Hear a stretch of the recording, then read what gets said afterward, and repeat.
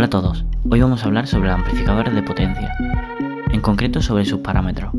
Empezamos por la sensibilidad de entrada.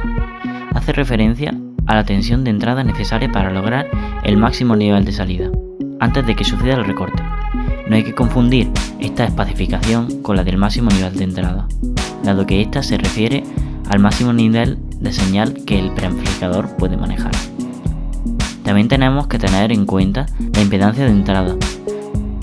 La impedancia de entrada de una red eléctrica es la impedancia equivalente vista por una fuente de energía conectada a la red. Generalmente, en sistemas de audio y sistemas de alta fidelidad, los amplificadores tienen una impedancia de entrada de bastantes órdenes de magnitud más altos que la impedancia de salida de la fuente conectada a esa entrada.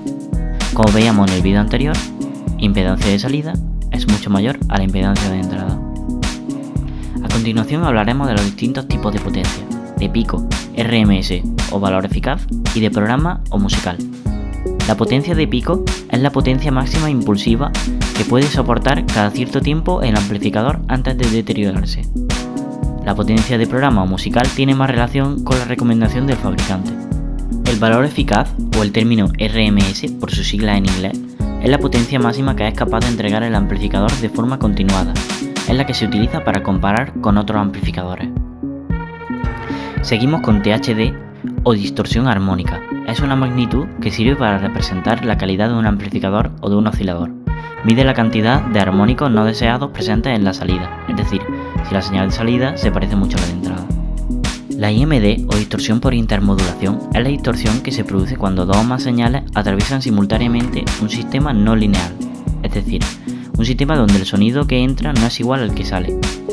Ningún equipo de audio es completamente lineal, por ello toleran cierto nivel de distorsión por intermodulación. Sobrepasada la tasa de distorsión que permite un determinado equipo, el efecto de una distorsión por intermodulación siempre resulta desagradable.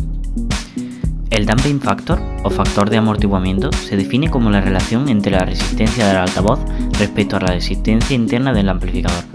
A mayor relación, es decir, cuanto más grande sea la resistencia del altavoz respecto a la resistencia interna del amplificador, más controlado será el movimiento de un determinado altavoz, o lo que es lo mismo. Cuanto menor sea la resistencia interna del amplificador respecto a la del altavoz, mejor controlará ese amplificador a ese altavoz. La diafonía indica que en un sistema estéreo, un canal de audio afecta al otro, depende de la frecuencia. Así hablaremos que la diafonía es soportable cuando esté en torno a 50 decibelios para graves y agudos y 70 decibelios para tonos medios. Para eliminar problemas de diafonía, los amplificadores cuentan con rectificadores, condensadores de filtro. Además, muchos fabricantes introducen fuentes de alimentación independientes para cada canal, lo cual resulta muy efectivo. La respuesta en frecuencia calcula el límite dentro del cual el amplificador responde de igual forma a las audiofrecuencias, es decir, las que están entre 20 y 20.000 Hz, con una potencia muy baja. El slew rate o SR es un efecto no lineal de los amplificadores. Representa la incapacidad de un amplificador para seguir variaciones rápidas de una señal de entrada.